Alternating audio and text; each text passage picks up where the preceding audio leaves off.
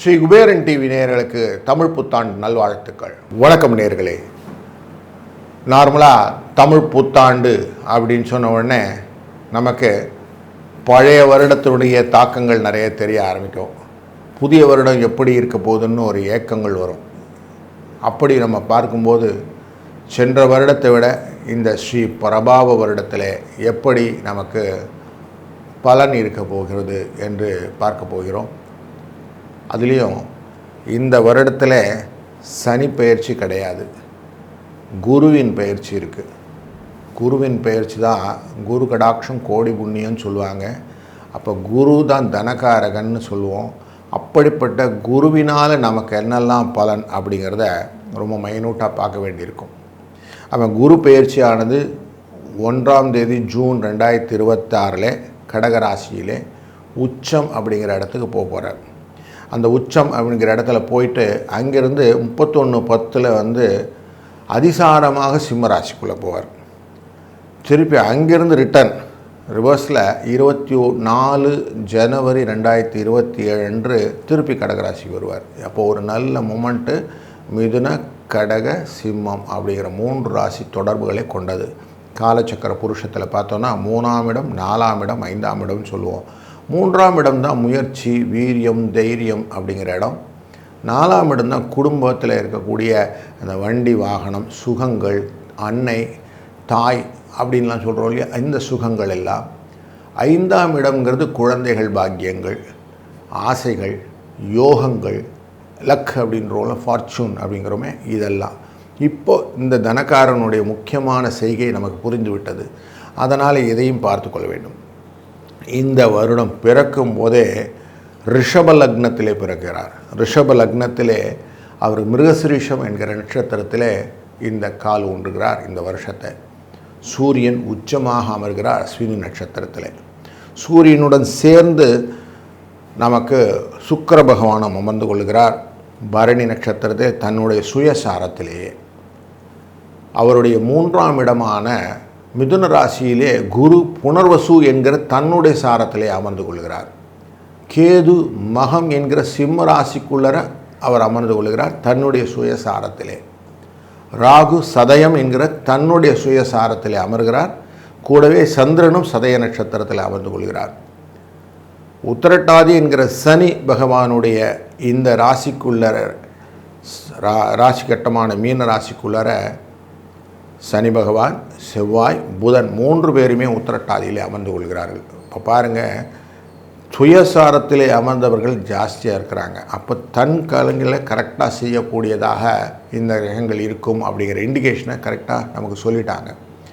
இந்த ராகு கேதுவும் பெயர்ச்சி கொண்டவர்களாக இருக்கிறார். இந்த வருடக்கோளிலே 15/12/2026 அன்று இந்த ராகுவானது மகர ராசிக்கும் கேதுவானது கடகராசிக்கும் செல்ல இருக்கிறார்கள். அப்போ இவங்களும் தனகாரகன், அதாவது செய்கிறத பெருசாக செய்கிறது, கடனெல்லாம் கொண்டு வந்து கொடுக்கறது, வாழ்க்கையிலே மாற்றங்களை மாற்றுவது, திருமணம் போன்ற விஷயங்கள் எல்லாம் கொடுக்கறது, குழந்தை பாக்கியத்தை கொடுப்பது, இது எல்லாமே இந்த ராகு கேதுவின் செய்கையினால் வரும்.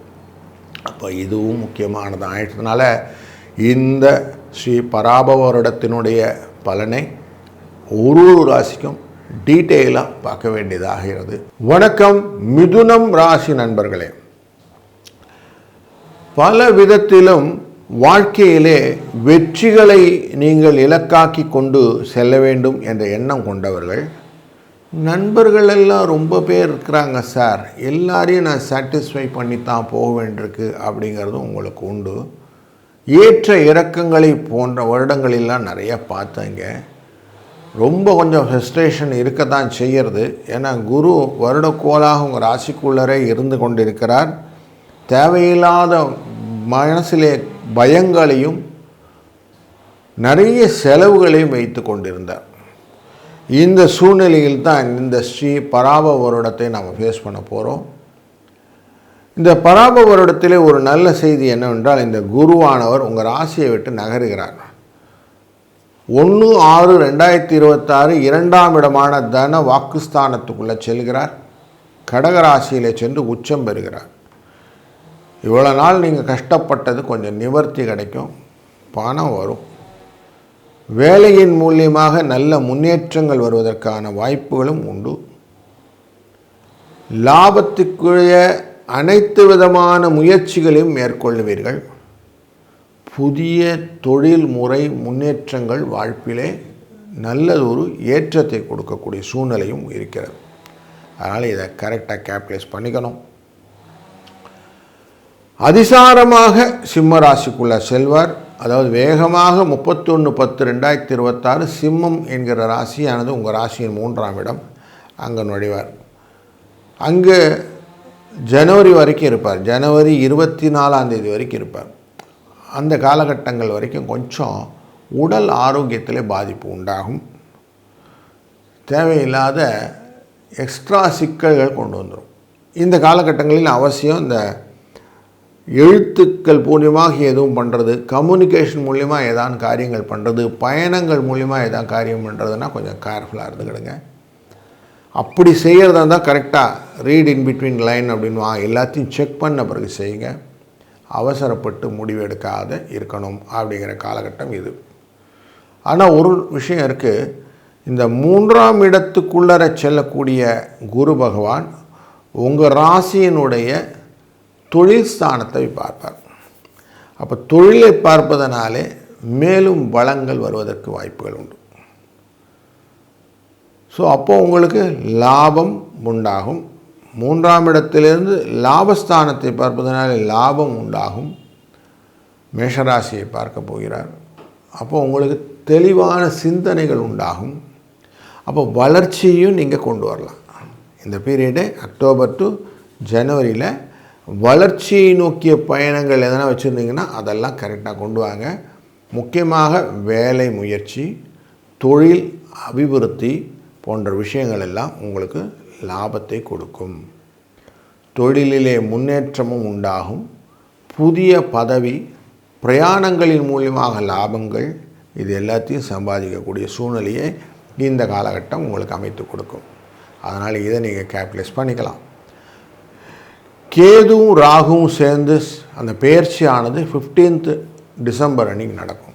அப்போ 15th பிப்ரவரி குருவுடன் சேர்ந்த கேதுவாக மாறுவதனாலே இந்த 2ஆம் இடத்தில் இருக்கக்கூடிய குடும்ப தன வாக்குஸ்தானத்துக்குள்ளே கேது உள்ளே வருவதனாலே குடும்ப நபர்களுக்கு ஆரோக்கிய குறைபாடுகளும் ஏற்படும். அதன் மூலியமாக வரக்கூடிய செலவுகளை நீங்கள் மீட் அவுட் பண்ணுற மாதிரி ஆகும். அந்த இடத்துல கொஞ்சம் கேர்ஃபுல்லாக இருக்கணும். ஏன்னா அஷ்டமத்தில் ராகு வந்து உட்காந்துப்பார். அஷ்டமத்தில் ராகு அப்படின்னாலே பயத்தை கொடுப்பாருன்னு இருக்கும். அதனால் இந்த காலகட்டம் 15th டிசம்பருக்கு அப்புறம் கொஞ்சம் கேர்ஃபுல்லாகவும் இருக்கணும் அப்படிங்கிறதும் இந்த மனசில் வச்சுக்கொள்ளுங்கள். மொத்தத்தில் நிறைய திருமண விஷயங்கள், புதிய கட்டிட விஷயங்கள், விவசாயத்திலே வரக்கூடிய அபிவிருத்தியான லாபங்கள், தொழில் முறையிலே முன்னேற்றங்கள், புதிய பொருளாதார இன்வெஸ்ட்மெண்ட்ஸ்கள் இதெல்லாத்தையும் கொண்டு வருவீங்க. குழந்தைகள் விஷயத்தில் படிப்பில் நல்ல முன்னேற்றம் இருக்கும். அவர்களுக்கு தெளிவான சிந்தனையினால் சில கடன்கள்லாம் வாங்க வேண்டிய சூழ்நிலைகள், அந்த அவங்கள மேல் படிப்புக்கு போகிறது, அவங்கள கரெக்டாக ஒரு பொசிஷன் பண்ணி வைக்கிறதுக்காக நம்மளை சாக்ரிஃபைஸ் பண்ணிக்கிறது, இப்படி நல்ல ஒரு நிகழ்வுகளையும் இந்த ஸ்ரீ பராபவ வருடத்தில் பார்க்க போகிறீர்கள். அதனால் ஒரு நல்ல நிகழ்வுகளும் தொடர்ந்து இருப்பதனாலே உங்களுக்கும் ஒரு சந்தோஷமான தீர்வுகள் நிறைய இருக்கும். இந்த வருடம் முழுமே நீங்கள் என்ன பண்ணுங்கள், காலையில் எழுந்த உடனே வெங்கடேச பெருமாள் திருப்பதி வேலுமலையானையுடைய படத்தை வச்சு கொண்டு கொஞ்சம் அவரை தியானம் பண்ணிவிட்டு தொழிலை தொடங்குங்கள், அந்த காரியத்தை தொடங்குங்கள். இன்றைய நாள் நல்லா இருக்கணும்னு வேண்டிக்கிடுங்க. அப்படியே உங்களுக்கு படிப்படியாக முன்னேற்றத்தையும் மனதிலும் தெளிவான சிந்தனையும் வழிகளிலே எந்த விதமான தடைகளும் இல்லாத பாதைகளும் உங்களுக்கு தெளிவாக தெரியும். அதனாலே முன்னேற்றமும் நல்ல பலன்களும் உண்டாகும் என்ற நல்ல பதிவை உங்கள் முன் வைக்கிறேன்.